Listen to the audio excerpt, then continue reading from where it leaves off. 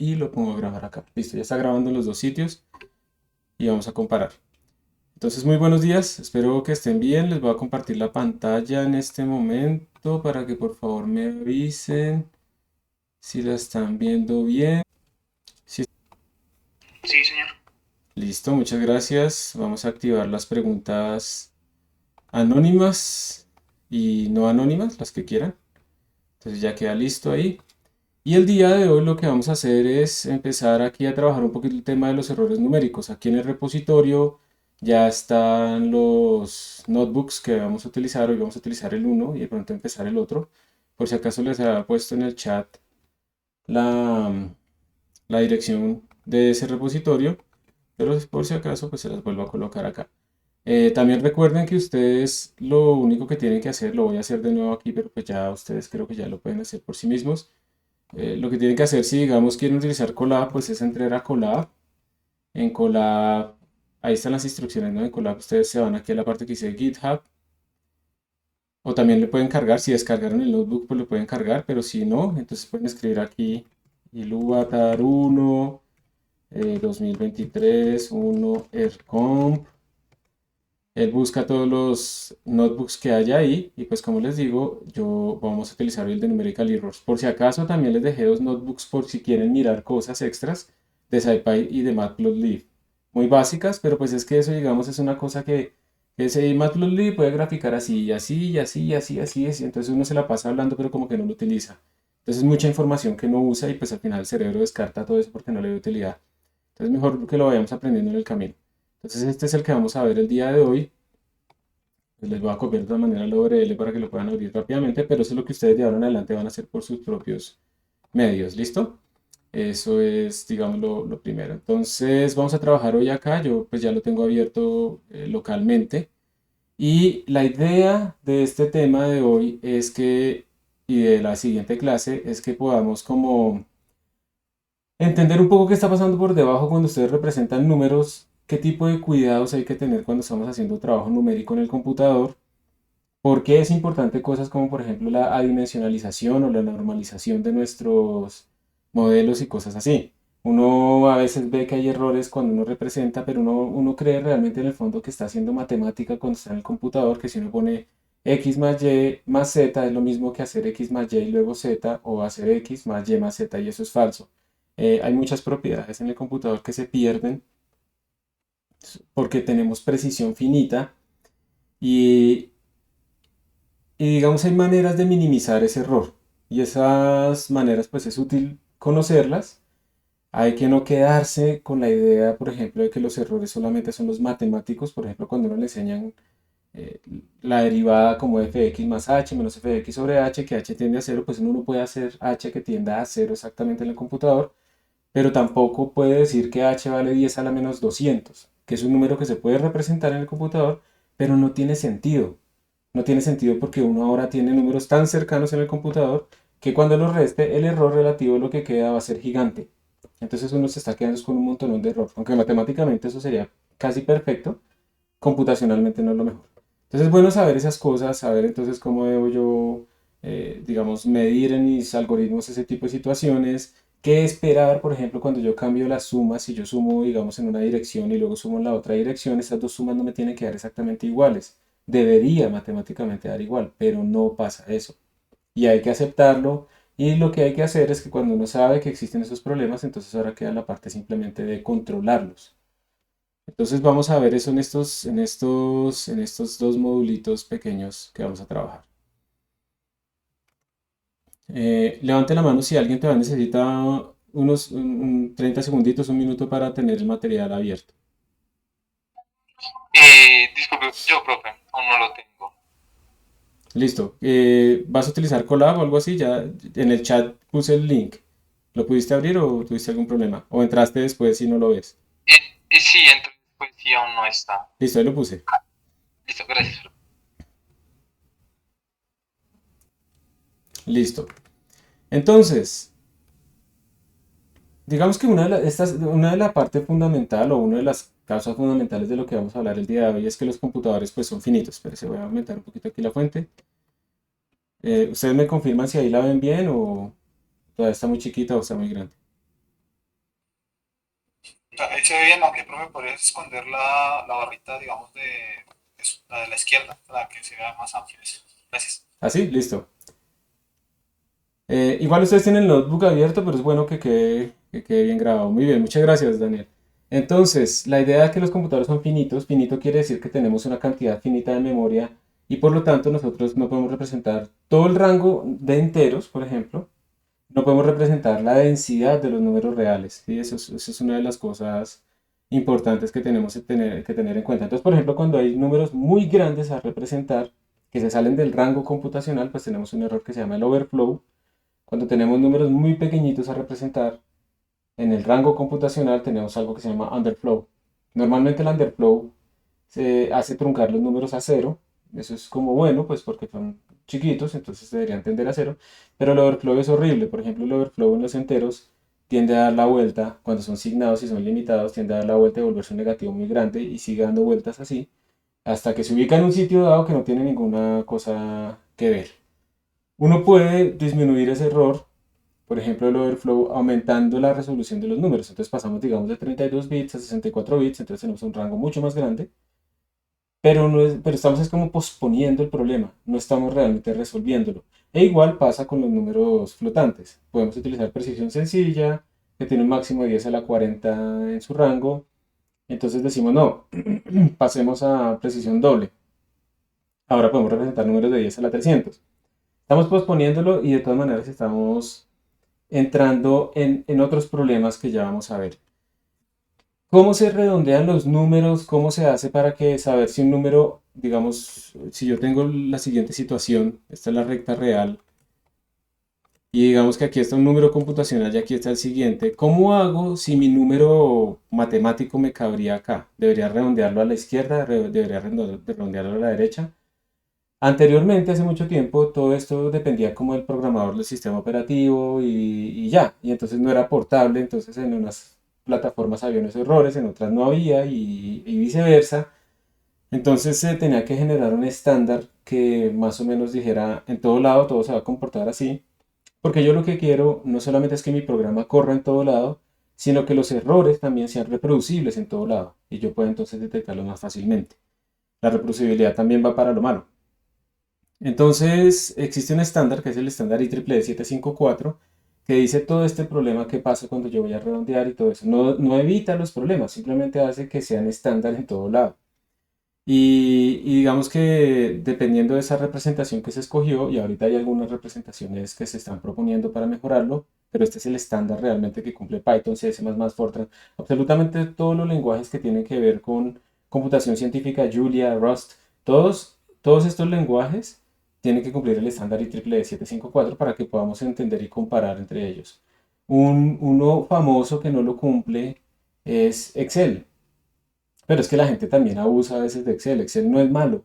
Excel de hecho es un paradigma de programación que permite que mucha gente sin formación realmente de programadores pues puedan hacer cosas en Excel. Y ahorita pues con las funciones lambda que se incluyeron en Excel y demás pues se volvió como digamos una plataforma que puede ser muy potente, ¿sí? Pero es que la gente utiliza por ejemplo Excel para hacer simulaciones de fluidos. Y no, no porque ahí no tenemos certeza. Y Excel muy fácilmente puede coger y leer un archivo y convertir unos números que uno escribió en un formato en fechas o convertirlos en cadenas. Y entonces uno los puede procesar, pero todo eso queda oculto entre todo lo que está pasando por detrás. Pero es culpa nuestra de no saber utilizar las herramientas. No es que la herramienta como tal esté mal, ¿sí? Es que no sabemos utilizar las herramientas apropiadamente.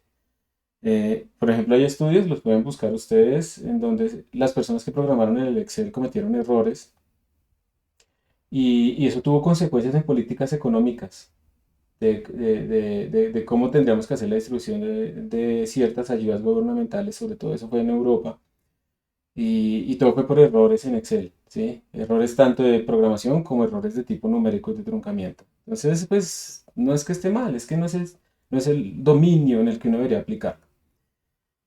Entonces, al final, los computadores que estamos utilizando nosotros tienen representaciones binarias. Binarias quiere decir que nosotros tenemos cajitas y esas cajitas donde vamos a representar cantidades, pues solamente tienen dos posibles valores. Esto es lo más fundamental que tenemos, unos o ceros. Porque eso pues es relativamente sencillo de hacer en un circuito, ¿sí? El voltaje está por encima de 5 voltios o está por debajo de 5 voltios. Y ya, uno o cero. Entonces podemos hacerlo así. Hubo algunos intentos de hacer computadores trinarios.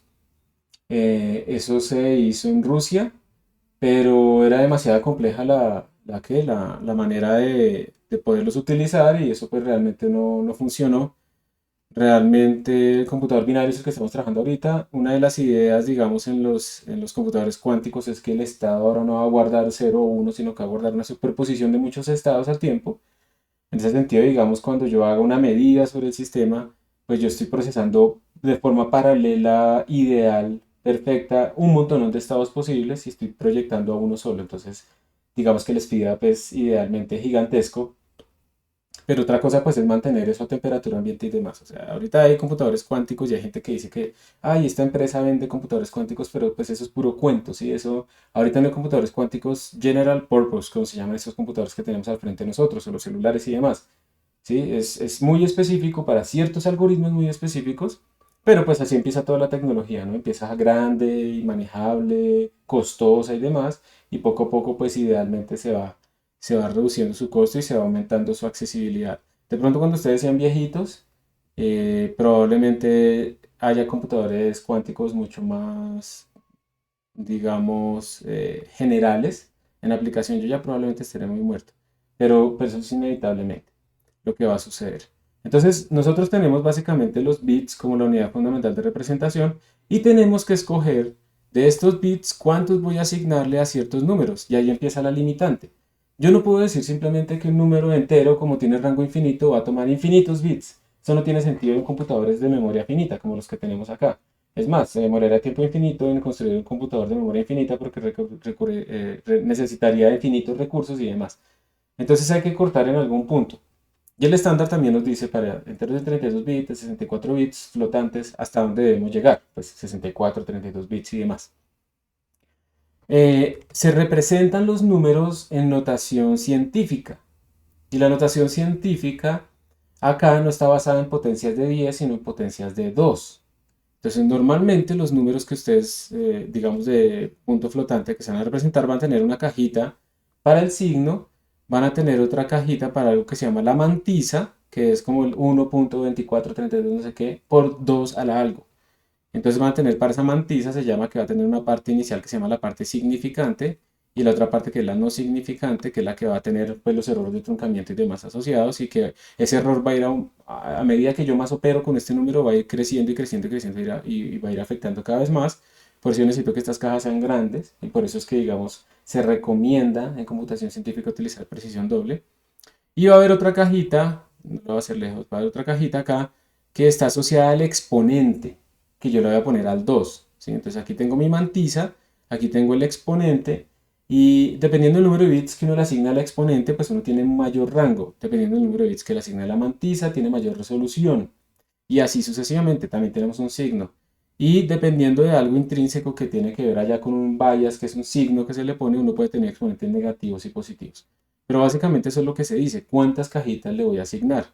Eso a veces es un poco complicado, entonces aquí yo les dejo a ustedes unas visualizaciones de ese tipo de cómo se representan números. Por ejemplo, aquí está el número 1234.5678 en decimal. Entonces aquí le sale a ustedes el exponente, le sale la parte de la mantisa, que son potencias de 2, como ustedes pueden ver acá. Y ustedes pueden ir jugando, cambiándole aquí los números para ver realmente cómo se está representando. Aquí es otra en donde ustedes pueden colocar el signo, el número y esto les va diciendo en dónde cae. Y vamos a entender eso de dónde cae qué es.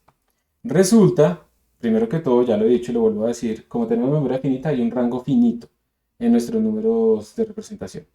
Lo segundo es que como vamos perdón, en potencias de A2, eso quiere decir que la representación de nuestros números no es uniforme en el eje horizontal, en el eje real, sino que nosotros tenemos como una escala logarítmica en donde al principio tenemos una gran densidad y se va multiplicando de 2 en 2 y luego tenemos cada vez menos densidad.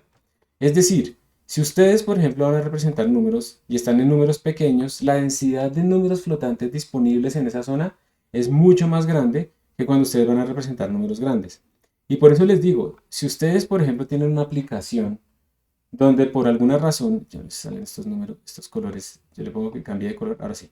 Si ustedes van a representar números muy grandes, pues sí, de pronto, digamos que los números de punto flotante double eh, permiten escribir números de 10 a la 200, pero allá ustedes tienen poca densidad de números computacionales. Entonces el error de truncamiento o de round off, que es el error de cuando yo voy a representar un número matemático en el computador, aumenta entre más grande sea mi número. Entonces por esa razón, de hecho, ustedes deberían siempre normalizar sus unidades para que ustedes estén en estos rangos de 0 a 1, de 0 a 10, bueno, de menos 1 a 1, de menos 10 a 10, cosas pequeñas. Y eso solamente se logra cuando uno utiliza, por ejemplo, unidades naturales. Que yo voy a hacer una simulación del campo de una órbita gravitatoria alrededor del Sol. Entonces la unidad de masa debería ser de pronto la unidad de masa del Sol, ¿sí? No el kilogramo. Porque entonces si estamos en el kilogramo, pues entonces la masa del Sol es gigantesca, estamos en números muy grandes. Entonces digamos que esto tiene varias consecuencias. Uno ya sabe que cuando uno tiene, digamos, una ecuación diferencial o cosas así, aparecen unos parámetros adimensionales cuando adimensionaliza la ecuación que le permiten ver realmente cómo se controla realmente, cuáles son los parámetros de control de esa dinámica de ese sistema. Pero además tiene una consecuencia computacional. Nuestros números van a estar normalizados al rango donde tengo mayor densidad de números computacionales y por lo tanto la resolución va a ser mejor. Si yo me muevo por allá a rangos gigantes, pues puedo hacer la simulación, pero eso va a tener muchísimo error asociado. Entonces traten de no moverse todo el tiempo en cosas grandes. De hecho, cuando se utiliza precisión sencilla, que eso pasa mucho en las tarjetas gráficas, porque son más rápidos los floats, porque son más pequeños los de precisión sencilla, resulta que el 50% de los números computacionales disponibles en precisión sencilla están entre menos 1 y 1. Y el resto, el otro 50%, se reparte entre el intervalo 10 a la menos 10 a la 38 hasta 10 a la 38, más o menos. El resto del 50%. Entonces imagínense la diferencia tan brutal que hay de densidades. Entonces es para que ustedes lo tengan en cuenta. Siempre que hagan simulaciones, traten de normalizar sus modelos, por una parte para entenderlos y por otra parte para que cuando hagan la simulación de ese modelo tengan más confianza en sus resultados. Voy mirando si hay preguntas o algo. Aquí creo que hay una pregunta.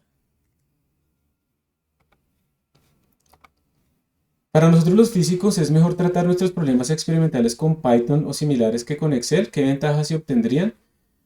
Pues es que eso depende mucho. O sea, si tú vas a hacer un análisis, es que depende como del análisis. Tú vas a hacer una simulación de un fluido y vas a utilizar Excel.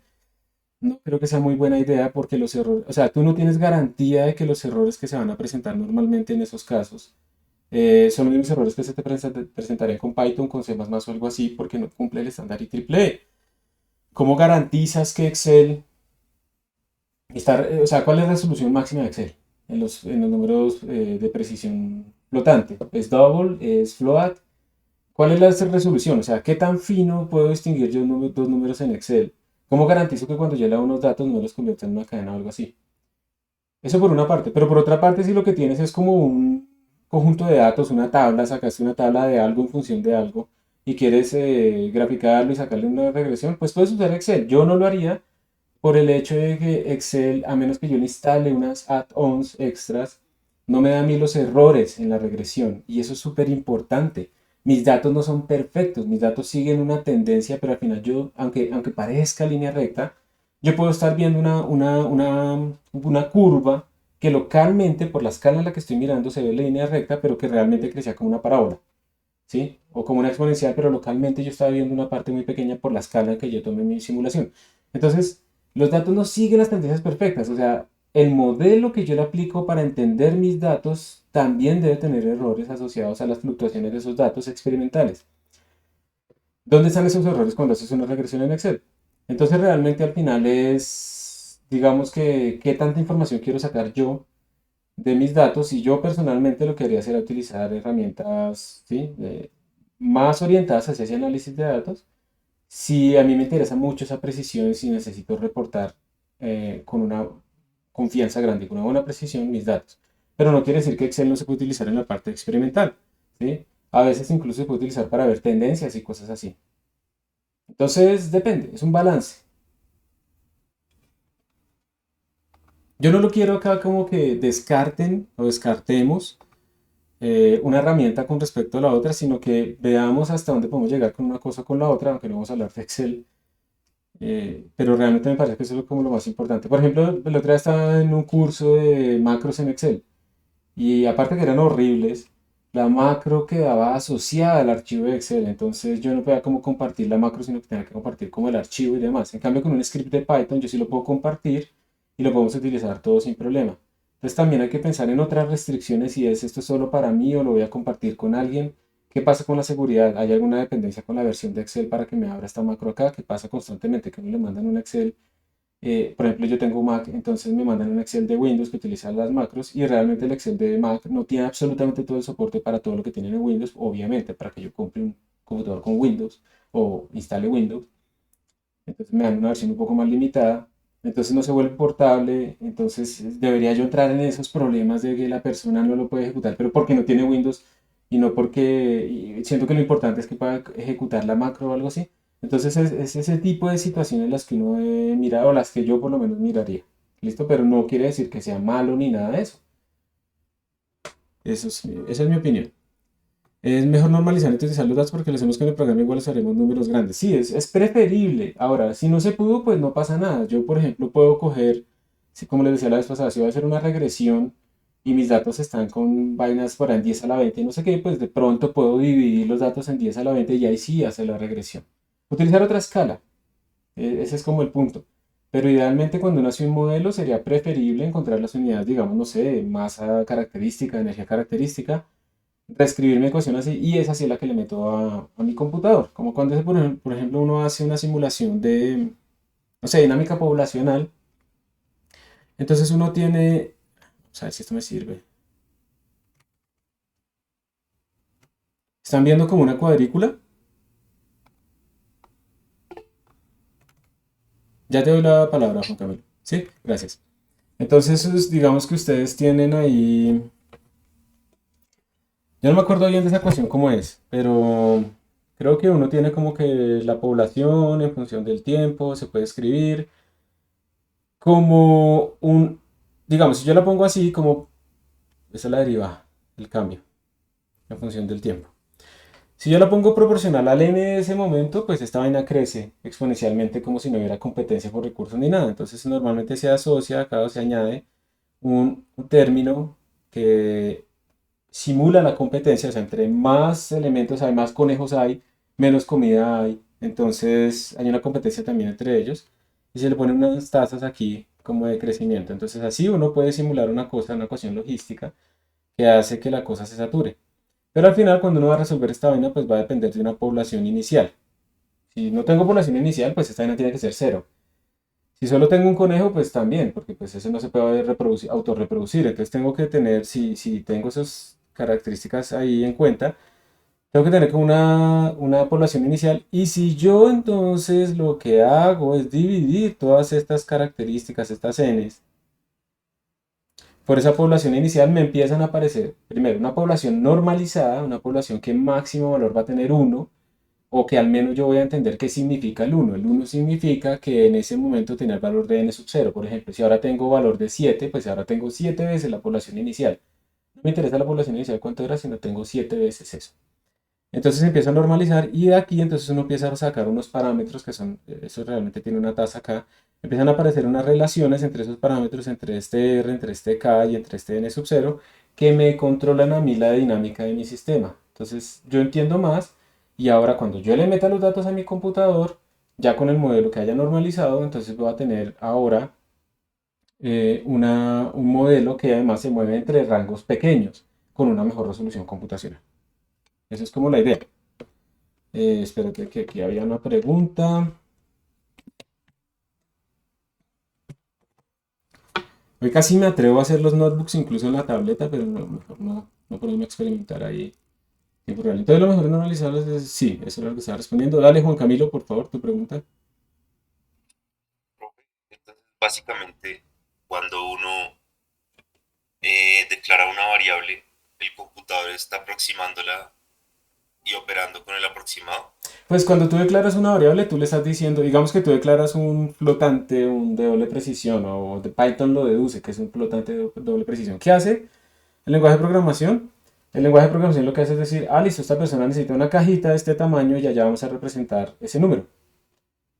Pero claramente si tú le dices, y ese número vale pi, pues no, o sea, tú no tienes pi en el computador. Tú tienes un número que se acerca a pi con cierto número de cifras decimales, pero vas a tener un truncamiento. Ahora, ¿en qué punto eso va a ser grave? Si tú necesitas 30 o sea, si tú necesitas, no sé, 200 cifras decimales porque quieres un pi perfecto, no, ni siquiera, es que eso no, pi tiene infinitos decimales, pero si quieres una de muy buena precisión, te tocaría ir más allá y utilizar librerías que te permiten tener precisión, digamos que arbitraria, pero obviamente siempre tiene un límite. Pero sí, evidentemente tú en el computador siempre tienes un truncamiento. O sea, hay pocos números, pues, que se pueden representar de forma exacta. Los enteros se pueden representar de forma exacta hasta su rango máximo, ¿sí?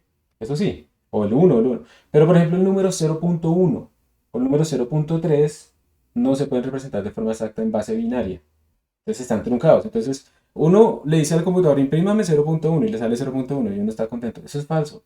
Lo que pasa es que uno no imprimió con toda la resolución que le da el número, pero uno realmente lo que tiene es 0.99999. O sea que si tú lo que haces es, y eso lo vamos a ver, sumar 10 veces 0.1 no te va a dar 1, te va a dar algo cercano a 1, pero no te va a dar 1. Ahora, eso no es grave, porque como tú ya sabes que debes aceptar cierta pérdida de precisión, entonces ya cuando sabes que aceptas eso, listo, no pasa nada. Y sabes que, digamos, al utilizar doble precisión, pues eso va a estar como muy acotado por allá en las últimas cifras decimales de las 16 posibles que tienes realmente. Pero si tú estás, no sé, haciendo muchas operaciones con ese número, muchas operaciones, pero estamos hablando de millones y millones y depende del algoritmo que estés usando, ese error se puede ir propagando, entonces va a ir creciendo. Y eso es lo que vamos a ver ahorita, ¿sí? Eso es lo que vamos a ver.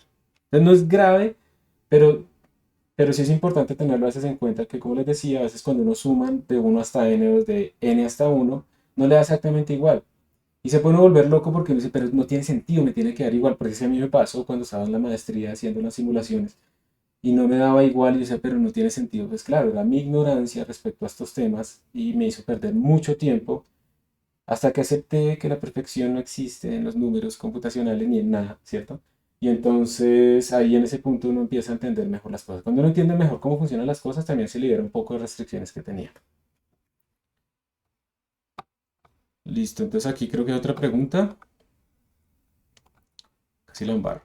¿Y la normalización de datos dónde se realizaría en parte de una propagación de errores si lo hago ahí mismo? Normalización de datos me refiero a que tú utilizas como unidades naturales. Ahora, digamos que tú ya tienes las unidades naturales y los números son adimensionales, pero aún así pueden tener errores, ¿cierto? Entonces eso de todas maneras lo puedes hacer ahí, lo puedes propagar y demás. Porque así estén normalizados, los errores también pues, van a estar normalizados, pero van a existir, no es que se vuelvan cero. Los errores computacionales también van a existir, lo que pasa es que son menos graves. Entonces estamos minimizando el error, pero ojo, el error nunca se puede volver cero. Hay cierta imperfección intrínseca en todo esto. Pero pues puede ser controlable a que sea muy pequeña, que no me afecte completamente mis datos.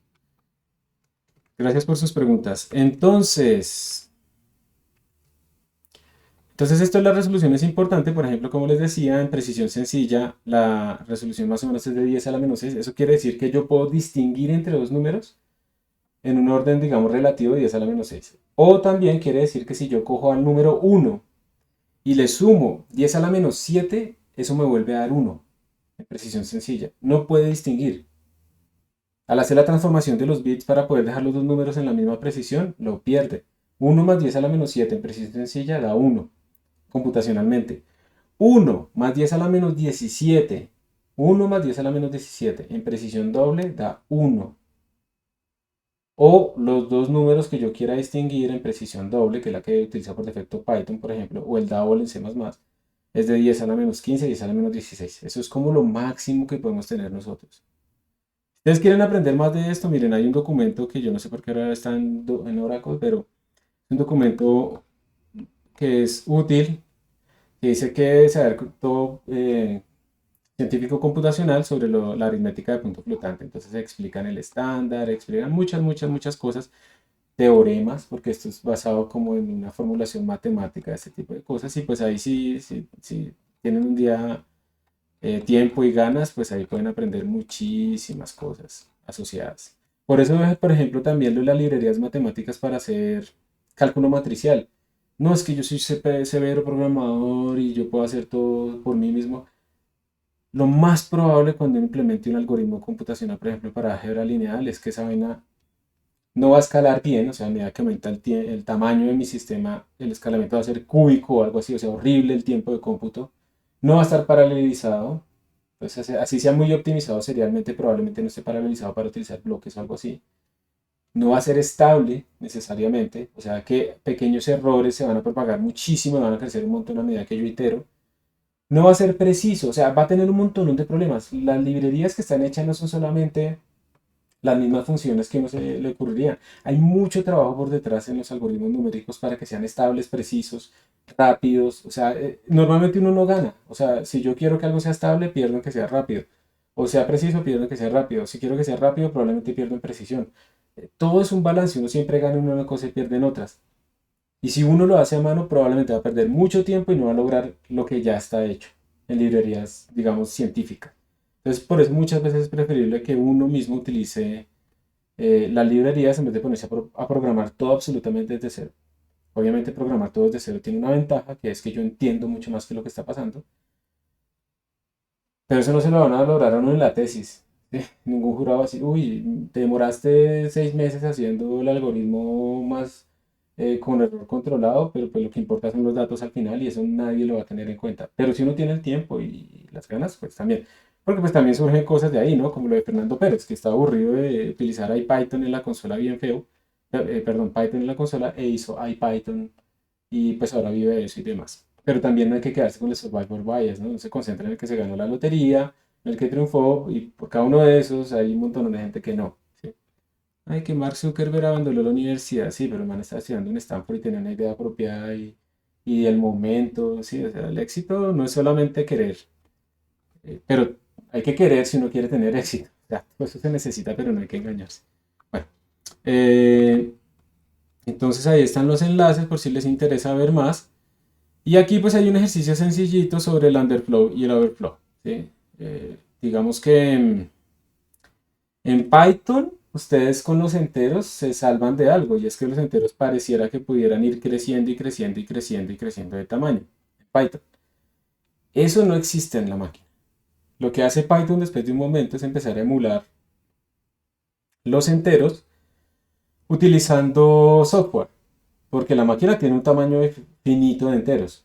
Y cuando uno pasa a emular software, perdón, a emular enteros o números en software, pues pierden rapidez, porque eso es mucho más lento que el hardware. El hardware es muchísimo más rápido. Pero pues eso es algo que uno gana y pierde. Entonces digamos que este ejercicio lo que hace es tratar de calcular a ver si en Python también ocurre esto el underflow y el overflow. Entonces aquí lo que estamos haciendo después es importar NumPy. Estamos generando dos números flotantes, por eso le ponemos el punto. A mí no me gusta dejarlo solo con punto realmente. Me gusta ponerles el cero, pero se puede dejar solo con el punto para indicar que son flotantes. Entonces Python aquí detecta que este man es un double y se lo asigna entonces ese objeto, le asigna el nombre under. Y lo mismo hace con over. Vamos a hacer 100 iteraciones. Después vamos a ver si esto es suficiente o no. Vamos a crear un arreglo de ceros de este tamaño que va a tener el tipo de datos float 32, que ese es single precision, solo 32 bits. Y esto es para el overflow, por eso tiene la O, muy mal nombre, ¿no? Y la U es para el underflow, lo mismo, 100 ceros. Miren que yo no estoy diciéndole append, append, append. Yo sé que hay 100 números, entonces de una desde el principio les doy su tamaño. Y luego voy a ir haciendo la siguiente iteración. Para cada i en este rango de n, ¿alguien me dice por favor esto que va a generar? Este range n. ¿Cuáles son los Sí, valores? ¿Sí? un iterable de 0 a 99. Muy bien, muchas gracias. Entonces lo que vamos a hacer en esas 100 iteraciones es under lo vamos a ir dividiendo por 2 y over lo vamos a ir multiplicando por 2.0 y vamos a ir guardando los datos. Y también podríamos pues imprimirlos si ustedes quieren. Aquí podemos imprimirlos. Luego lo que voy a hacer en esta misma celda, todo no es buena idea, pero bueno, lo vamos a hacer acá, es importar matplotlib. Esto que yo pongo acá es para que la gráfica me salga aquí mismo dentro del notebook. Voy a decirle que quiero hacer dos gráficas, entonces voy a utilizar subplots para decirle que quiero una fila y dos columnas. Y le puedo especificar, no es obligatorio, pero le puedo especificar el tamaño, como para uno controlar el aspect ratio de la figura. Luego le voy a decir que en la primera figura, esto me genera dos ejes, se llama. O sea, tengo una gran figura que tiene como dos ejes, uno para la primera figurita y otro para la segunda figurita. Entonces, la primera es índice 0. Le voy a decir que tome la escala semilog y y que me pinte, pues en el eje horizontal, otra vez los índices y en el eje vertical los datos de overflow. Y lo mismo para el eje, para la otra figura, para la segunda, para el underflow. Luego le utilizo esta funcioncita para que me las pegue y me organice como un poco los labels y que no se vayan a cruzar y demás. Y ya. Entonces vamos a ejecutarla. Ahí está. Y aquí están mis dos figuras. Perdón. ¿Qué pasó acá? Pues miren que a medida que yo voy multiplicando, es una figura muy mala porque no tengo títulos en los ejes, ¿no? A medida que voy multiplicando mis datos, pues entonces pues esto va subiendo, subiendo. También es mala idea pintar esto con líneas. Ustedes lo que tienen son puntos y ustedes deberían dejar eso con puntos. Pero bueno, después vamos a ir hablando un poco sobre las figuras. Pero entonces miren que este número va creciendo, creciendo, creciendo, creciendo. Y este número va decreciendo, decreciendo, decreciendo, creciendo, pues porque lo estoy dividiendo por 2. Y pues como que no se ve nada raro. Pero ahora vamos a hacer algo. Voy a ponerle aquí que vaya a 200. ¿Qué pasó? Miren lo que pasó. Díganme ustedes si ven algo raro. Sí, en la segunda, hubo como un underflow. En la segunda hay un underflow. Si se dan cuenta que yo voy disminuyendo, disminuyendo, disminuyendo. Muy bien, muchas gracias. Hasta que llegó un punto en el que ¡prup! Cayó. ¿Sí? En esta zona. Cayó y se volvió cero. Por eso no me lo está pintando. Como es semilog, pues no me lo está pintando. Y miren que todos los números de aquí en adelante valen cero. Pero miren, aquí hay algo raro en la de la izquierda, la del overflow. No, sigue bien. Mira el rango aquí abajo. Nosotros hemos puesto 200. ¿Por qué no llega hasta 200? ¿O será que no importa? De pronto siguió derecho y cogió negativos o algo así. Puede ser, ¿cierto? Aunque estos son flotantes, ¿no? Estos son flotantes. Pues imprimamos a ver qué está pasando. Podemos imprimir aquí como los últimos. Entonces, ¿cómo hago yo para imprimir el último del arreglo OData? ¿Qué escribo? Dos puntos menos uno. Eso me imprimiría de atrás hacia adelante, ¿no? Pero solamente quiero el último. Entonces le voy a Menos poner, uno. pero si es con el menos uno, bien. Vamos a poner estos dos, OData, perdón. Aquí, ok. OData, le voy a poner aquí un igual para que quede así bien chévere. Y voy a copiar esto. Y voy a hacer lo mismo con UData. Entonces miren que lo que sucedió es que tuvimos un overflow alrededor de 110, 125, digamos. Esto ya está muy pasado realmente. Donde él lo convirtió en infinito. O sea, el overflow convirtió nuestro número flotante en infinito. Mientras que el underflow convirtió nuestro número en cero. Un ejercicio típico acá pues es empezar a buscar cuál es esta iteración en donde esta cosa ocurre. Entonces digamos que uno puede empezar a hacer una búsqueda binaria, uno podría decir que va como hasta 125. Entonces miren que ahí en 125 todo va bien todavía. Si observan que este va en un valor que se está pudiendo representar, no sé qué, por 10 a la 37, ahí ustedes pueden ver que los números ahí están raros. Si ven que yo voy en potencias de 2 supuestamente, pero pues este número habrá que ver si realmente es una potencia de 2 o no. Le voy a poner un poquito más, vamos a ponerla, estamos haciendo binario, ¿no? Entonces 125, 200, entonces 75, entonces la mitad digamos que es lo de 30, entonces pongámosle 155. Aquí ya me dio infinito, en esta parte, aquí ya me dio el underflow. Entonces estamos 125, 55, 30, 15, 130, le vamos a poner 135, perdón. Estamos cerca, ya estamos llegando. Entonces aquí ya tenemos, aquí miren que no ocurren al mismo tiempo el underflow y el overflow. Entonces estamos 125, 135, entonces la mitad de eso es 130. Ya tenemos ahí un overflow, entonces 130 y 125, entonces le vamos a poner 127. Miren, 127, no sé qué, por 10 a la 38. 128, infinito. 127, finito. 128, infinito. Y ese número 127 es un número que está asociado a mi precisión sencilla de 32 bits. Eso no es arbitrario, no es que en las computadoras de diferente. Si ustedes lo corren incluso en Colab, les debería dar igual. ¿Alguien lo está corriendo en Colab? Y me puede confirmar que le da lo mismo entre 127 y 128, por favor. De todas maneras, también lo voy a correr. Si les dio o no les dio. Solo llega hasta 120. Ah, sí, eso es lo que estamos viendo antes. Miren que en Colab tengo... ¿Cuál era el número que habíamos puesto? 128, ¿no? 127. Entonces me da este valor. Y si le pongo 128, me da overflow. Ahí está el infinito. Y pueden hacer lo mismo para el otro lado. Como les digo, esto no es arbitrario. Yo no recuerdo bien en este momento, pero tengo entendido, cuando yo tengo estos colores, precisión sencilla, o sea, a mí me gusta que cambie de color, pero unos colores que no contrastan con el fondo claro. Cuando tengo precisión sencilla, tengo 32 bits. Esos 32 bits se reparten de la siguiente manera. Un bit se va para el signo. Creo que se cogen 8 bits para el exponente.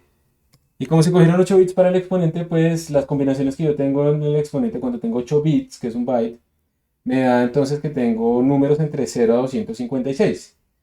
Y cuando se le pone un bias de 127 en el computador, entonces eso me da números entre menos 127 a 128. De ahí es que sale, ¿sí? Y el resto de bits, que serían 23 bits, para la mantisa.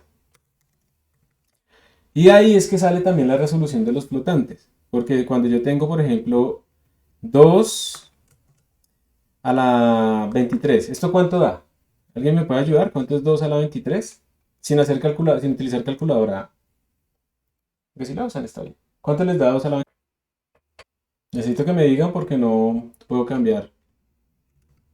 Ok. Sí, puedo cambiar. ¿Cuánto les da 2 a la 23? ¿Calculadora o mente? Yo no sé. 8608 por 10 a la 6. 10 a la 6. Esto es lo que nos está diciendo precisamente es que yo podría distinguir que la precisión es de una parte en esto. En orden de 10 a la menos 6, 10 a la menos 7. En precisión sencilla. De ahí es que salen todos esos límites, ¿sí ven? Pero es porque yo le puse un tamaño infinito de representación. Muchísimas gracias. ¿Esto cómo se puede sacar más rápido? Hay un truco y es que 2 a la 10 es casi 10 a la 3. 2 a la 10 es 1024. 10 a la 3 pues es 1000. De ahí es que a ustedes les venden discos duros calculados con 2 a la 10, que es más grande que con 10 a la 3. Y cuando uno los conecta, les sale menos capacidad. ¿Sí? Entonces, yo podría escribir esto como 2 a la 3 por 2 a la 10 y esta vaina al cuadrado, ¿sí o no? Es lo mismo. Y entonces esto es del orden de 8. 2 a la 10 es 10 a la 3 y 10 a la 3 al cuadrado me da 10 a la 6. Cercano, ¿no? No igual, pero ahí cercano. Entonces uno puede hacer esos cálculos así. Entonces esto es para que vean que todo esto coincide, que no es al azar, que nos da lo mismo las máquinas, pero porque estamos utilizando el estándar IEEE 754. Y cuando uno tiene precisión doble, entonces en precisión doble la cosa cambia. En precisión doble uno tiene 64 bits. Uno se va para el signo.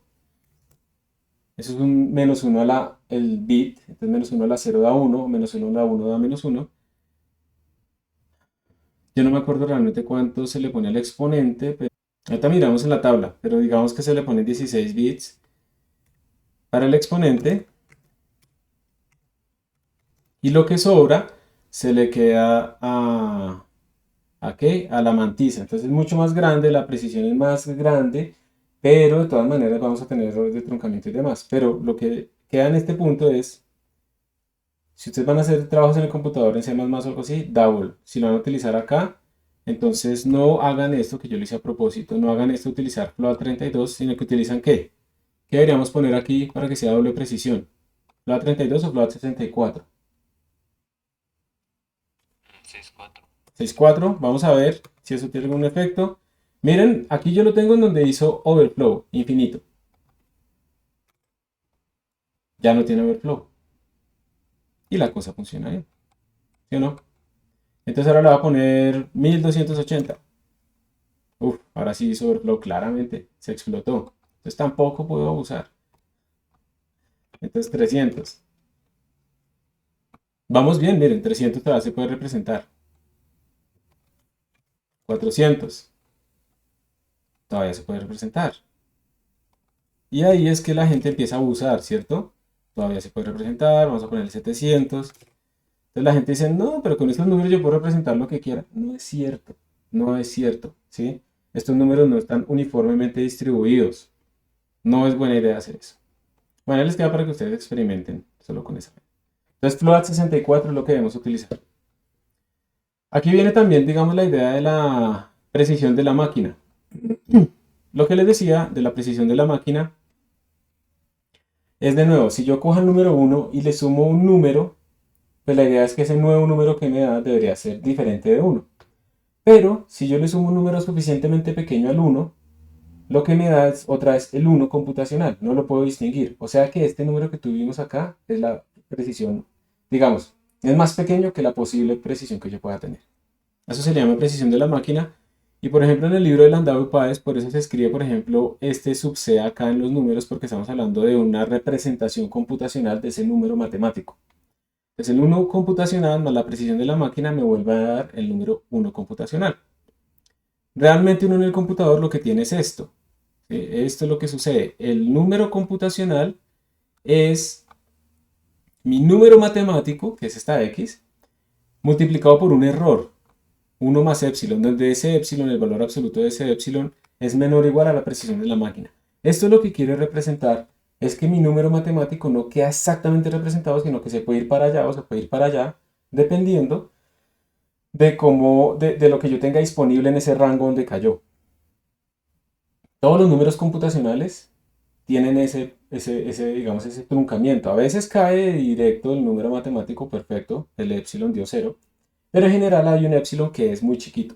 Entonces observen que si yo utilizo un tipo de datos donde este epsilon sea muy grande, pues puedo tener errores muy grandes. Pero si es un epsilon muy pequeño, que en el caso de la precisión doble es 10 a la menos 16, entonces yo tengo acotado a mis errores, no en 0, pero sí mucho más chiquito. Si ustedes quieren calcular eso, ¿cómo se puede calcular, digamos así, como manualmente? Pues lo pueden hacer también con un algoritmo como el que está acá. Empiezan con un EPS que vale 1 y lo que van haciendo es ir imprimiendo 1 más EPS y lo van imprimiendo 1 más EPS y el EPS lo van dividiendo en 2 hasta que ustedes ven que les sale 1, 1, 1, 1 y ahí encontraron la precisión de la máquina. Pero pues ya sabemos que para 32 bits es 10 a la menos 6, 10 a la menos 7 y para 64 bits es 10 a la menos 16, 10 a la menos 15 más o menos. Eso es. Entonces pues no lo vamos a hacer. Porque quiero que empecemos a analizar también cosas como la siguiente. Digamos que vamos a hacer un ejemplito, esto también es de Landau, y es la expansión de a la menos x. Aquí alguien no sabe esto de la expansión qué es, ¿cómo así que a la menos x yo lo he puesto así? Levante la mano. Yo no sé qué estándar utiliza una calculadora común, pero yo creo que la calculadora común podría pretender ir hacia también el estándar IEEE 754, pero yo no sé si eso se puede implementar completamente el estándar dentro de una calculadora. Entonces no podría asegurarlo, la verdad. De pronto una calculadora científica sí, porque pues se puede programar más y se puede incluir todo, pero yo creo que tiene subconjuntos del estándar. El epsilon solito es el error para ese número. El epsilon de la máquina es algo fijo con la representación numérica. Básicamente es eso. Básicamente es así. Tú tienes, digamos, la recta real.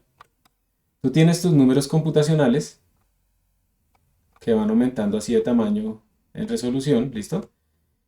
Y tú tienes, digamos, dos números reales. Digamos que hay un número real que te cayó por acá y hay otro número real que te cayó por acá.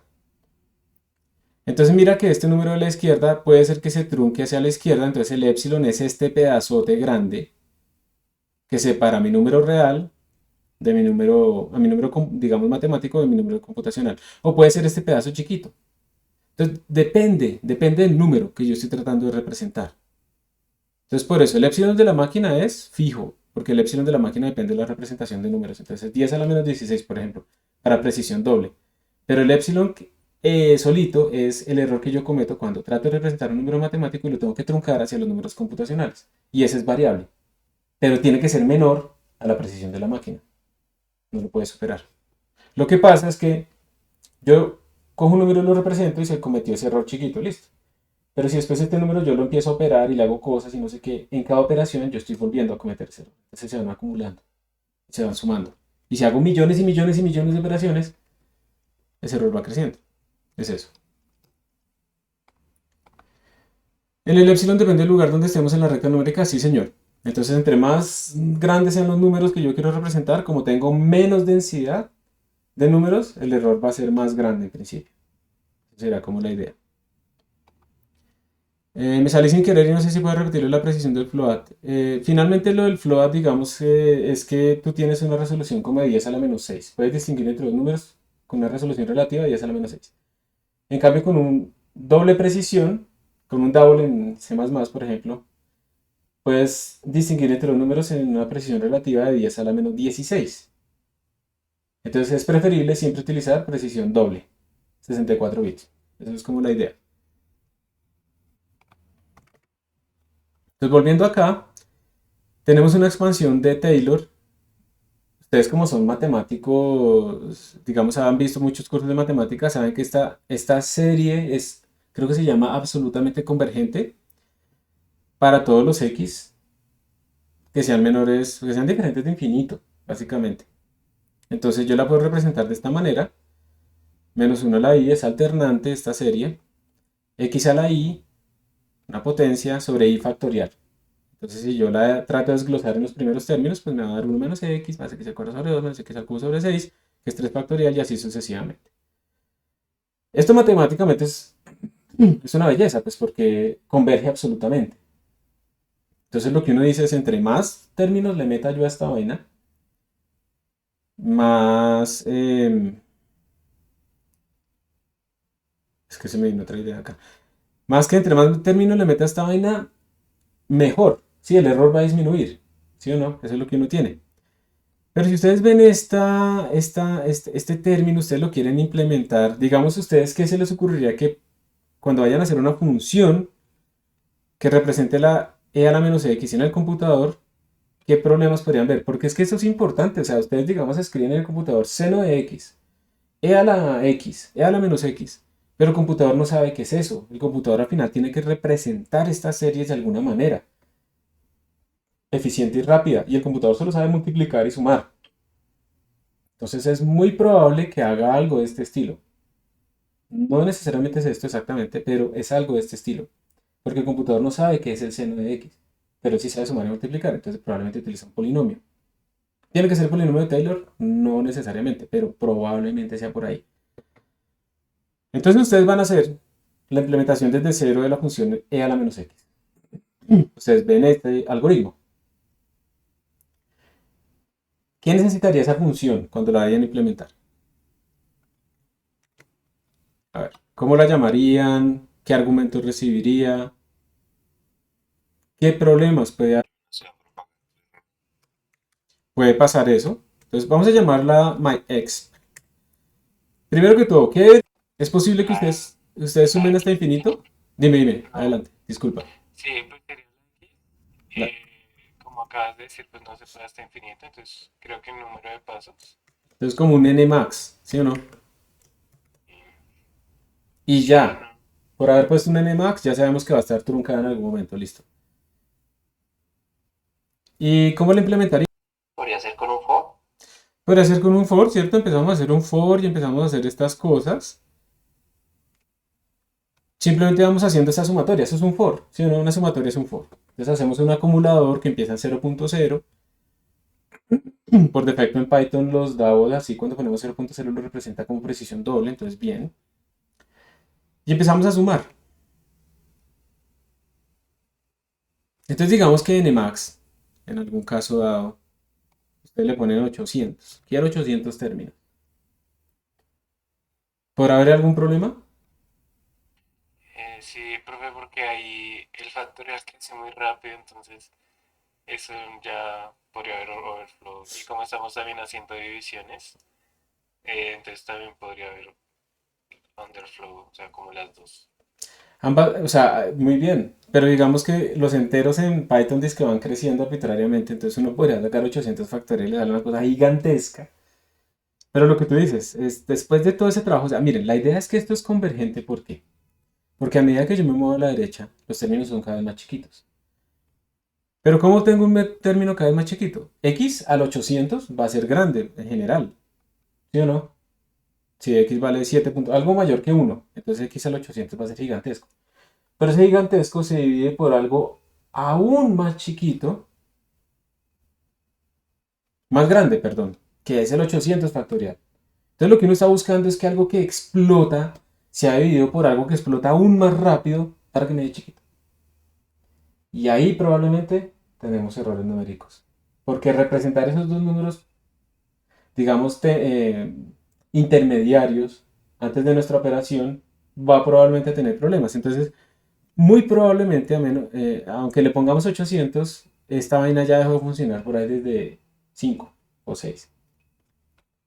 Estas son las cosas que uno no ve a veces. Entonces la idea acá es que ustedes se van a reunir ahora a hacer esta implementación.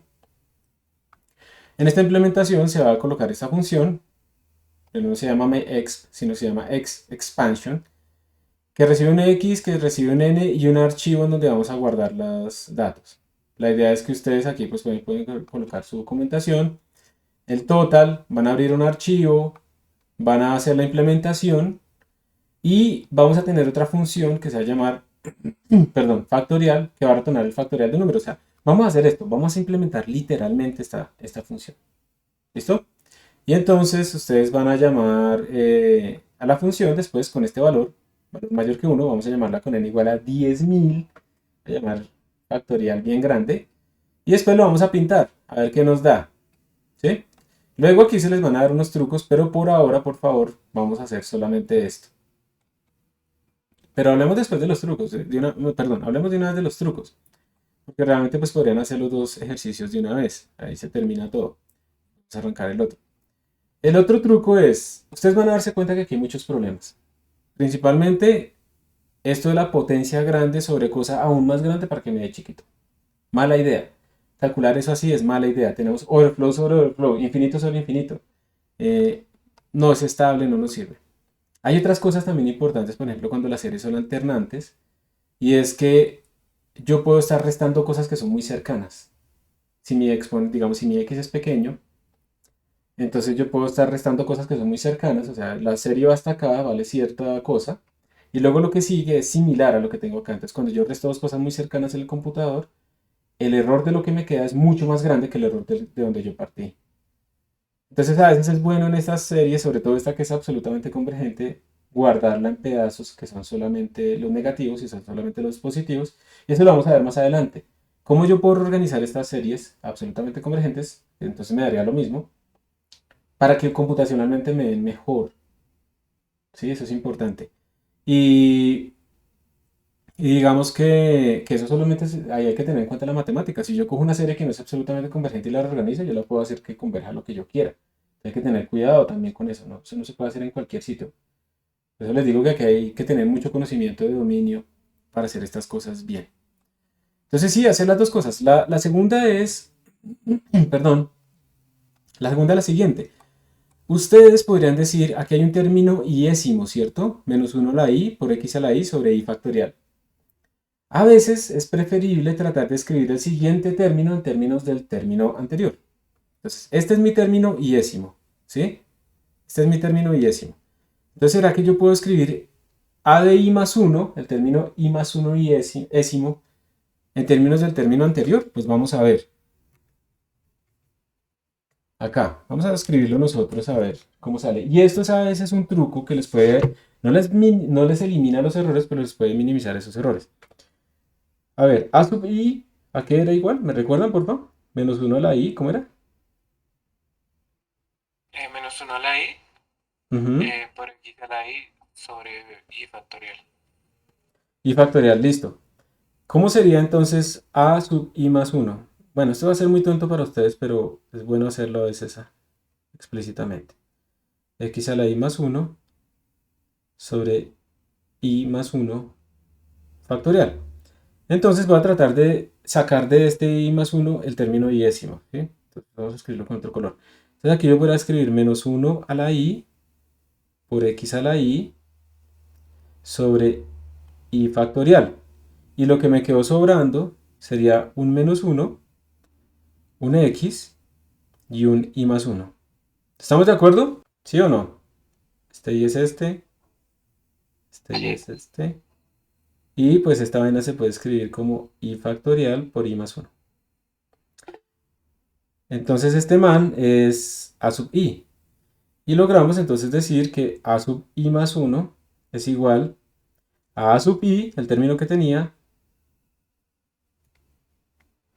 por menos 1 por x sobre i más 1. ¿Y cuál es la utilidad de hacerlo así? Miren que ustedes si escriben su serie ahora en esta forma, ustedes realmente, ustedes realmente no están teniendo ahora que calcular potencias, ni tienen que calcular factoriales. Ustedes arrancan con el primer término, por ejemplo, ¿cuál sería el primer término? Esa vaina empieza desde cero, ¿no? Entonces el primer término es 1. Y luego, utilizando esta fórmula recursiva, el siguiente término pues va a ser 1 por menos 1 por x sobre i más 1, que es 2.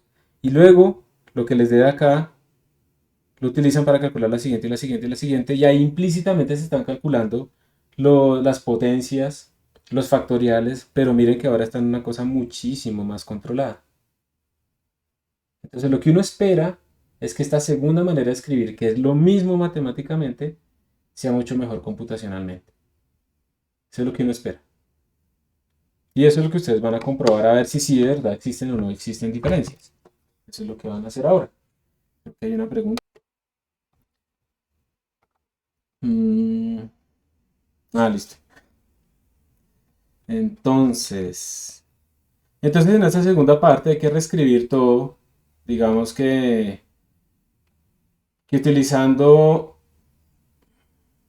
a ver,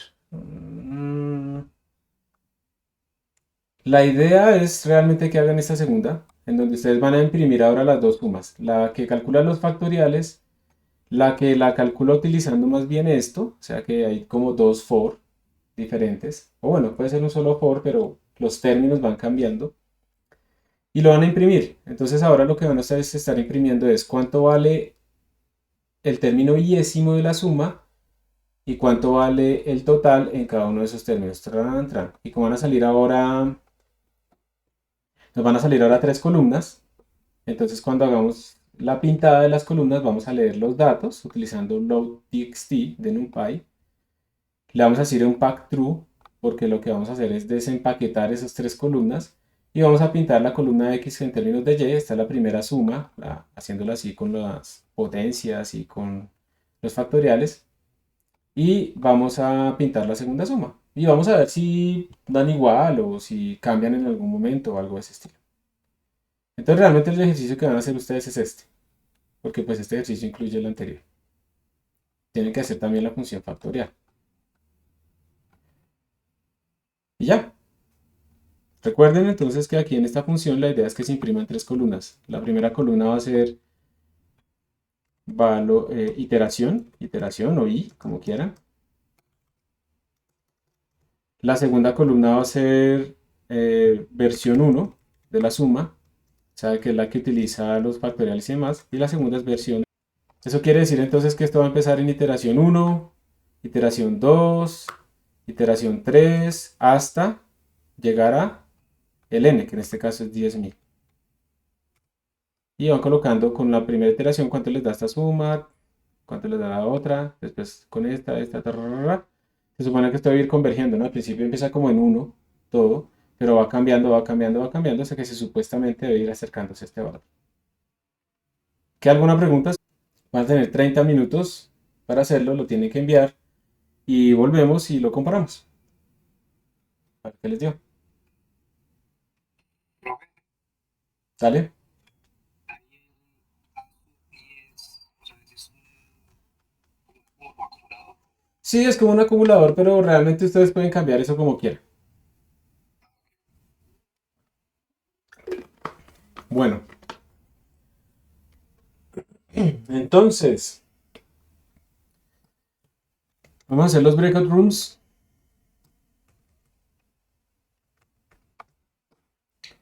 Yo voy a ir pasando, los breakout rooms no quedan grabados en Meet, pero sí van a quedar grabados aquí con mi grabador de pantalla que estoy utilizando con OBS. Entonces, cuando pase a sus salones, recuerden que cuando yo entre ahí, ustedes van a quedar grabados. Si están diciendo, se escucho, no sé qué, tiene que parar ahí y luego pues siguen hablando. ¿Listo? Entonces vamos a acá.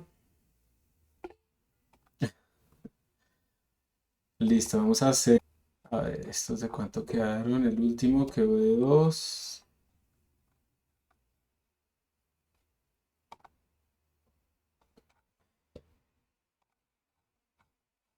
Cero, listo. Es mucha gente realmente para un breakout room. Venga, demasiados. 5 5 5 5 y uno. Entonces vamos a dejar uno de 6. Listo. Entonces ya están ahí. Hay 5 personas. Es de todas maneras mucha gente para todo lo que se va a hacer, pero es para aumentar la probabilidad de que haya alguien que pueda compartir pantalla y los otros pues hablan, contribuyen. No olviden lo primero, por favor. Lo primero que tienen que hacer tan pronto entren a Breakout Room es escriban su nombre en el chat para que la persona que va a enviar de una vez los copie en el código. Y ya. Sí, no dejen eso para el final. Háganlo de una vez. Vamos a poner aquí 30 minutos. Y bueno, a trabajar. María Valentina, tú no quedaste asignada, ¿cierto? ¿O sí? Así. Angie, Daniela, ¿tú ya estás? ¿Es que estás de pronto conectada con dos dispositivos? Sí, puede ser. ¿Cómo van, chicos? ¿Ya acabaron? Profe, no tenemos como una función que implementar la versión 2 porque digamos la versión 1 todo bien, ya como que converge, o sea, se acerca como al valor. Pero la versión 2 no sé, no, creo que no sé qué estamos haciendo mal, creo que es como que a la hora de actualizar, porque pues que tenemos que la total 2 es igual como que a menos uno por x por ahí uno dividido y más uno. Y pues acá estamos actualizando ahí uno con total 2 pero a la hora como que Pero nunca están si nos sumando. vamos, En total dos no están acumulando. no, pero igual da el mismo error, o Sí, sea, sí, es que hay dos errores. O sea, eso que tienen en total 2 debería ser el nuevo término. Y a total 2 simplemente le sumarían ese nuevo término. entonces sería Quítale la más uno. suma, quítale la suma, eso. Y Y entonces, total 2. y ahora ahí uno es igual a... No, ya lo hiciste, ya lo hiciste, ya lo cambiaste. Bueno, yo no sé cómo están haciendo la lógica ahí, pero... Pero ahora eh, tengo que actualizar sí, sí. entonces ahí es igual a... Ahí, ahí, sí, ahí uno más. Sí, algo así, ¿sí me entiendes? Ahora sí, por ahí van. Ok, toca, toca mirar cómo actualizarlo, pero ya, Sí, exacto. Listo. gracias.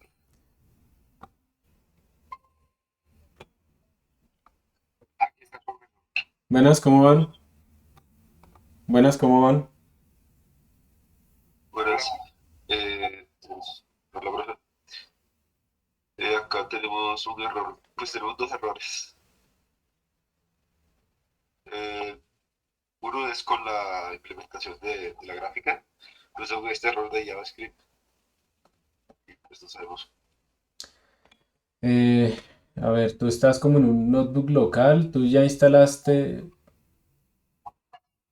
IPython en ese notebook, Sí, acá, de en hecho ese acá notebook acabo no, de perdón. instalar este iPython como mayúscula. Con minúsculas, sí. Baja. Estás, estás corriendo ese notebook dentro de ese entorno, déjame ver. Sí, Sí, sí, en el directorio, pero acá en ese listo, mismo notebook. está en ese entorno, listo. Déjame ver el notebook otra vez. O sea, si tú lo corres la celda que no pinta, ¿te da bien? ¿Cómo? Ahí, esa. Si, La, si la ejecutas, esa es la que guarda, eso va bien, ¿sí? sí, Listo. Y el archivo quedó con algo escrito, listo. Si el archivo está acá y tiene los. listo. Si quitas en la celda 10, si comentas lo que dice matplotlib notebook y le pones matplotlib inline, más bien, inline. Es por eso, es que tal vez no te soporta el notebook, porque tú no estás. Vamos a ver, dale Shift Enter, listo. Sí. Ahora sí. No olviden colocar los nombres, guardar eso y lo envío. ¿Listo? Tenemos un problema con el modelo, la primera forma no sabíamos cómo optimizar este otro, el que usa factoriales. Entonces estamos alrededor de 993 iteraciones. Déjalo con las mismas 10.000, no cambies eso, pero no entiendo, déjalo así como está. O sea, lo que importa es que ustedes vean qué está dando y ahí está llamando a la función factorial. Pero entonces, ¿qué no da? Dice que Ya tenemos un overflow. Le sale un overflow explícitamente, sube un momento. Y en range 0, 1 más 1. Ok, pues lo dejan hasta donde les dé. Pero entonces, tan raro, a mí no me sale eso. Porque el man sigue calculándolo. Y eso es lo que da. Sí, o sea, les bota un error, pero se muere como en 1200 algo, ¿cierto? En 1000 algo. Sí, Eso es lo que se espera. Eso es lo que se espera. ok. Entonces, bueno, men, entonces ya ciérrelo y súbalo porque ya. Sí, los nombres y subirlo. Ahí eso es un formulario para que suban el notebook. Sí, men, pero entonces hace gracias. falta acá. Chao. ¿Cómo van? Bueno, profe, ¿Ya? ¿Terminaron? en el primer método tuvimos, o sea, está el error que para allá el paso 34 tenemos que dice numerical result out of range. Ah, ok. Pues si quieren, no es necesario que capturen la excepción, pero si quieren está bien también. Que pues, funcionó que si salía ese error, pues, Ro- hicieron el ciclo Muy y bien, ya lo pintaron, lo que era la gráfica. muy bien. ¿Listo? Está funcionando. Result of a range. Esto tiene que ser paréntesis o algo por el estilo. Bueno, no se olviden, miren, quedan 6 minutos. Entonces ya manden con los nombres de los integrantes que trabajaron. ¿Listo? Listo. Ya listeo.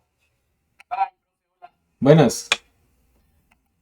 ¿Qué tal, profe? Estamos enredados como con la estructura del código, digamos. O sea, hay que hacer los dos métodos en la misma función, ¿o cómo es eso? Sí, sí, sí. Los dos Es que métodos Sí, el en la método segunda modelo función. se daña. ¿Cómo? que como el primer método pues realmente tiene underflows, pues Ajá. no dejan que el segundo método corra. Si lo Tiene overflows, ¿no? Sí, pues a mí me salió como que no sé qué. Sí, no importa. O sea, hasta donde les llegue corriendo, ¿listo? entonces variamos el n. No, dejen el n igual a 10.000 y hasta donde les imprima. O sea, el man falla, pero les ha impreso unos datos, ¿sí o no? Ojo, Listo, ojo porque entendí. ustedes por alguna razón están metiendo dentro de la función el open Y si ustedes hacen open, write, close, open, write, close, open, write, close, yo no sé si esa vaina les esté sobreescribiendo el archivo constantemente y solo les bote un dato. El open debería estar, Sí, el open debería estar por fuera del for y el close también. Ahí solamente están imprimiendo un dato, de hecho, porque están por fuera del for, ¿no? El write sí debería, no, el write sí debería estar dentro del for, el open debería estar antes del for y así. ¿Listo? o sea, que cada que entre algo lo vaya guardando. Lo imprime. No, dentro de la función, pero antes del for. Ya. Ok, Sí, aquí. Bueno, o sea, ahí pilas estaría. que ya se va a acabar el tiempo. Buenas, buenas, Buenas, profe. cuéntenme. Profe, lo que pasa es que intentamos ejecutar la gráfica así normal, pero no, o sea, la intentamos ejecutar así como de esta manera, como estaba normalmente, pero no nos sale este mensaje. Sí, La podemos ver, digamos, desde acá, pero no haríamos quítenle lo del Matplotlib Notebook y pónganle Matplotlib Inline. Matplotlib inline. Sí, en la primera línea. No, no. Notebook, quítalo y le pones inline. Ahí. Inline. Ah, Listo. Manden, por favor. Guarden y manden, que ya se va a acabar el tiempo. bueno, pero sí está procede, o sea, creo que era el resultado esperado, ¿no? Más o menos. Pero está muy cerca y es mejor mandar que no mandar nada. Bueno, ok. Listo. ¿Mandamos el código fuente y esta imagen o...? No, solamente el notebook. Mira ahí el assignment lo que les pide. Solamente tienen que adjuntar el notebook. Ah, ok, ok, listo. ¿Listo?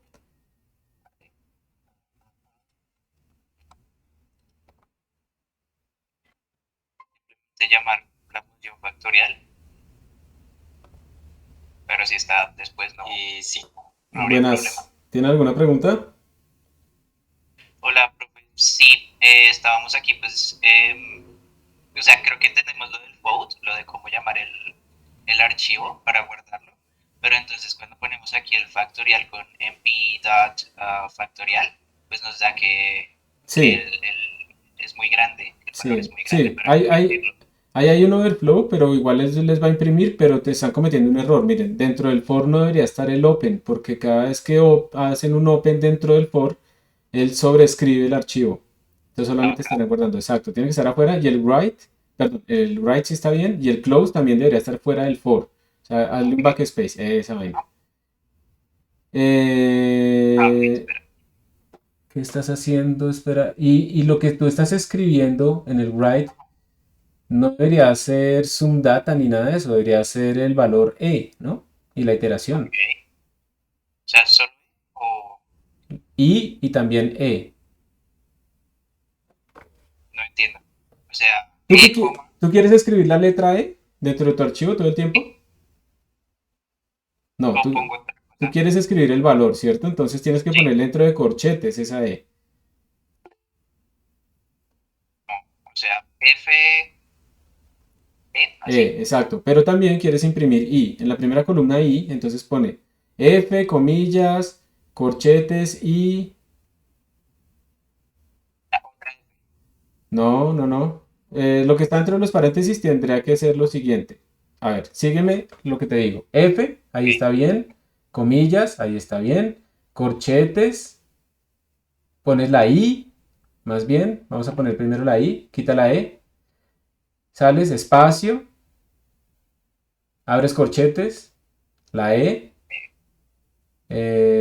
Y creo que ya, yo no sé, de pronto te toca poner un slash n al final, después del segundo corchete. No estoy seguro. Si eso te imprime el carácter de... No, el otro. El backslash. Backslash. Eso. Y así sería, ¿listo? Listo, Dale, profe. Manuel, ¿qué quieres? Manuel, Ángel está acá, Manuel Ángel García. Creo que es lo que escribió en el chat. Ah, listo, ahí Manuel está colocándote también cómo formatearlo y todo Dale, más bonito. Ujú. listo. Listo. No, Ok, chicos, Quedan apenas 5 minutos. Anoten los nombres Sí, ya de los las tengo. personas y manden, no se queden esperando al último segundo, por favor. Listo, profe, gracias. Bueno, voy a ir a otro grupo que está pidiendo ayuda. Estamos llamando uno. No crearle ¿Cómo van? dos. Profe, tenemos una duda en cuanto a qué es lo que toca graficar, porque digamos acá nosotros ya tenemos la gráfica de la suma respecto a la i. Hay dos formas de hacer la suma. Uno utilizando los factoriales, otro utilizando la fórmula recursiva. Hay que graficar esas dos sumas a ver si se diferencian o si dan igual. Ok, esta es la recursiva, ¿sí? Nosotros la estamos definiendo la subida, pero no entiendo a qué se refiere con utilizando los factoriales. O sea, la recursiva no tiene eso inmerso. No, esta es la de los factoriales, la recursiva sería la otra, definiéndola a partir del otro, de primera a sub i. Ah, ok. Exacto. Ujú. Y la idea es hacer las dos gráficas. Si lo quieren lo pueden hacer por aparte o en la misma figura, pero es eso. Les quedan apenas 4 minutos. Ya están muy adelantados. No vayan a dejar para el final porque se va a cerrar el formulario y ya no pueden mandar nada. No, sí, pero solo no, solo nos falta la otra de la Listo, recurrencia. ojo, quedan 3 minutos. Ay, ¿Listo? no, pues 3 minutos. Ya lo puse porque si no, no alcanzo. Porque acaba a las 6:50, entonces no alcanzaría. ¿Listo? Entonces ya le subí el tiempo, de hecho. ¿Listo? Entonces, chicos, es mejor mandar casi bien que no mandar nada. ¿Listo?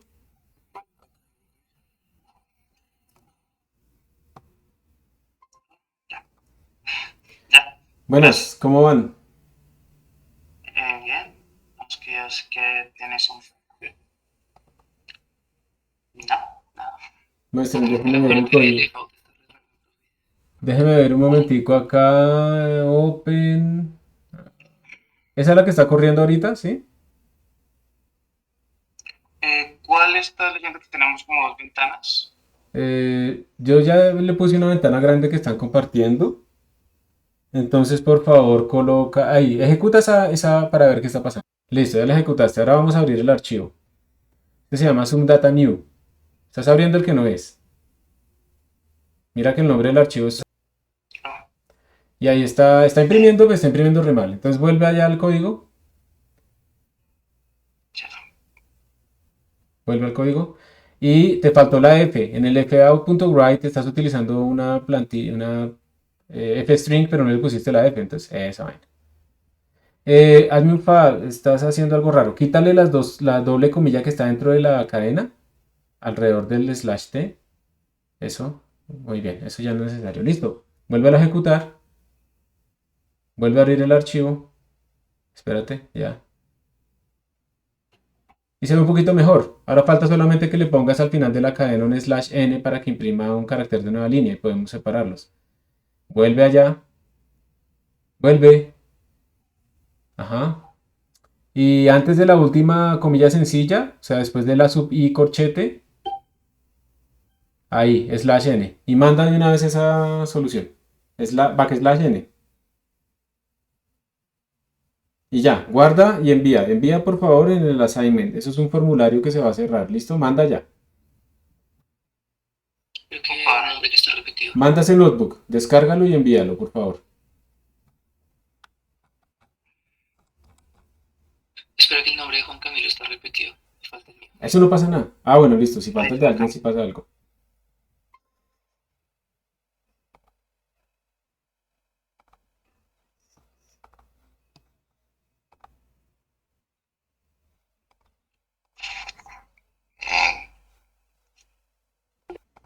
Listo, en un minuto se va a cerrar el formulario. Entonces, por favor, envíen lo que tienen. No tiene que estar perfecto. Es que ustedes se ponen a esperar a que todo sea perfecto. No pasa nada. Envíen lo que tienen adelantado, por favor. Les voy a compartir pantalla. Porque la idea es que ustedes puedan ver precisamente lo que estamos haciendo. La solución. Y de pronto que vean que a veces se complican mucho, ¿no? Y eso hace parte de aprender. Uno al principio, no importa si no les dio, no importa, no tienen, manden lo que tienen, porque seguramente se acercaron lo suficiente. Entonces, ¿me confirman que están viendo la pantalla, por favor? Sí, profe, sí, sí. Gracias. Entonces, miren, yo aquí lo copié, la solución. Pues ustedes saben que aquí yo tengo como una versión del profesor y esto mágicamente lo convierte en algo que no tiene la solución y que ustedes tienen que ponerlo. Yo lo único que tuve que hacer fue lo siguiente, miren. Esta es la versión original, entonces para la versión original el término es -1 a la i, esa es la típica que uno hace, por x a la i, esa es la otra típica, ¿cierto? O asterisco asterisco, sobre factorial de i, y ya. Y entonces a ese total le sumo ese término. A la otra, yo simplemente lo único que le hago es sumarle a sub i, que a sub i empieza en 1, imprimo, y luego cambio a sub i pues por la forma recursiva que dedujimos en la segunda parte. Y eso es todo. Y entonces el for se va repitiendo. Entonces, cada vez que se repite, vuelve a calcular el siguiente término, lo suma en total, a total 2 le suma a sub i y cambia a sub i para la siguiente iteración. Y así sucesivamente. Y así, pues ya, terminé. Entonces aquí estoy imprimiendo la iteración, aquí estoy imprimiendo el primer total y aquí estoy imprimiendo el segundo total. Se lo voy a ejecutar. Aquí me sale algo que ustedes... Six. Ah, factorial no está definido porque no he corrido la celda anterior. No importa, me está botando este error, pero no importa. Y ahora lo voy a ejecutar. Listo, y entonces me sale como un warning, ¿cierto? Que se encontró un overflow. Pero al final a mí se me creó, pues mi... Sí, se me crea, sí, aquí está. Se me creó mi archivito y aquí está mi archivito. Esto es lo que yo tengo en mi archivo. ¿Listo? Esto es lo que yo tengo. Tiene muchísimos datos. Y si yo voy bajando, miren lo que pasa en algún momento. Miren que la primera columna, bueno, la primera columna es la iteración, la segunda columna es la primera forma. Y miren que llega un momento en que está como estabilizada y de repente se vuelve NaN. Ahí es donde ocurre el overflow. Mientras que la otra iteración sigue y está completamente estabilizada. Entonces, aunque matemáticamente son iguales, no me está dando apropiadamente. Algunos tuvieron un error acá de JavaScript y es porque aquí no me funciona lo del notebook, entonces yo lo pongo inline, como hemos hecho antes, y ahí está mi figurita. Entonces mire que las dos como que coinciden. La primera la estoy pintando con círculos rojos y la segunda con una línea blue. Miren que al principio coinciden, pero llega un momento en que los círculos rojos se mueren, ahí es donde ocurre el overflow, en esa vaina de los factoriales, en cambio la otra continúa apropiadamente. A veces es útil que uno, por ejemplo, como aquí tenemos tantos datos y realmente aquí es donde nos interesa como la diferencia, pues podemos cambiar la escala. Yo no sé si aquí le puedo poner semilog x, semilog x, y ahí se puede ver mucho, digamos un poco mejor, como esto es tan grande este rango en el eje X, puedo ver que miren, las cosas efectivamente coinciden al principio, van oscilando, eso es lo que pasa con las series alternantes, primero estamos arriba, luego abajo, luego arriba, vamos oscilando, esto se puede modelar incluso como si fuera un oscilador, y al final tienden a más o menos lo mismo, pero llega un momento en el que hay una que falla, que es la que está utilizando factoriales, mientras que la otra continúa estabilizándose apropiadamente. Y pues ya digamos las diferencias no se ven en esta escala, pero nosotros podemos graficar las diferencias entre ellas, o las diferencias con el valor exacto, y eso nos va a dar mucho mejor. ¿Listo? Entonces esto es para que ustedes vean que un cambio matemático que es completamente equivalente tiene efectos reales en el computador. No es tan fácil, no es tan sencillo como simplemente decir, no, es que pues matemáticamente entre más métodos, entre más términos le meta, pues ya está. No, hay errores computacionales de aproximación que debemos tener en cuenta. ¿Ok? Entonces, ¿preguntas sobre este ejercicio? Levanten la mano quienes, digamos, en los grupos no alcanzaron realmente a terminar. Aquí dice por 4, por 5, no nos dio nombres, no sé qué. Ajá, pero ya está. Entonces, lo que les va a quedar es un ejercicio complementario para que ustedes grafiquen en estas cosas, grafiquen la diferencia porcentual entre cada una de las sumas comparado con lo que uno espera que les dé. O sea, tienen que añadir una nueva columna, dos columnas para tener las diferencias porcentuales. ¿Y cuál van a utilizar como si fuera la exacta? Para la exacta van a utilizar np.exp. ¿sí? Entonces la exacta, digamos que el cambio será muy corto, la exacta sería como exacto, va a ser igual a np.exp de menos x. Esa es la que vamos a tomar como si fuera la exacta. Vamos a creerle más a NumPy que a nosotros, que es algo sabio hacerlo. Y luego aquí, pues ustedes lo que van a hacer es calcular, ¿sí? Dos diferencias porcentuales. Acá, dos diferencias porcentuales, una con el total, otra con el total 2. Y van a añadir esas dos columnas. Y entonces ahora la gráfica, la segunda gráfica que se va a hacer, no va a ser esta directamente, sino la gráfica de las diferencias porcentuales. Y ahí se va a ir viendo cómo se están comportando esas dos sumas. Eso es lo que les va a quedar a ustedes de tarea, ¿sí? De hacer eso. Entonces ya, ¿no hay más preguntas? Tarea pues ya más tarde se sube al Classroom, ¿verdad? Sí, mejor dicho, sí, les voy a decir, es para que no voy a cerrar entonces el formulario, sino que les voy a dejar para que completen lo que tenían mal hecho de pronto y completen esta otra parte. Profe, pero ¿hasta qué hora? Es que, por ejemplo, Hasta tengo mañana, clase. Ah, porque yo sé que ustedes son darks y les gusta trabajar de noche.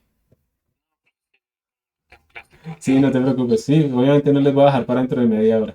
¿Listo? Para mañana. ¿Ok? Entonces, gracias por su atención, por venir a clase. Ay, profe, pero sigue siendo en grupo, o sea, con los mismos. Sí, sí, sí, sí, señor. Ah, listo. Gracias. Ujú. Listos. Bueno, hasta pronto. Eso, profe, felicidades. Es lo mismo, Gracias, Diego Alejandro. Es los mismos grupos, es el mismo trabajo, solamente que se va a extender el tiempo para que terminen, pero añadiéndole esto que les acabo de decir. Listo, profe, muchas gracias. Listo, a ustedes que estén bien. Paramos la grabación y paramos la otra también.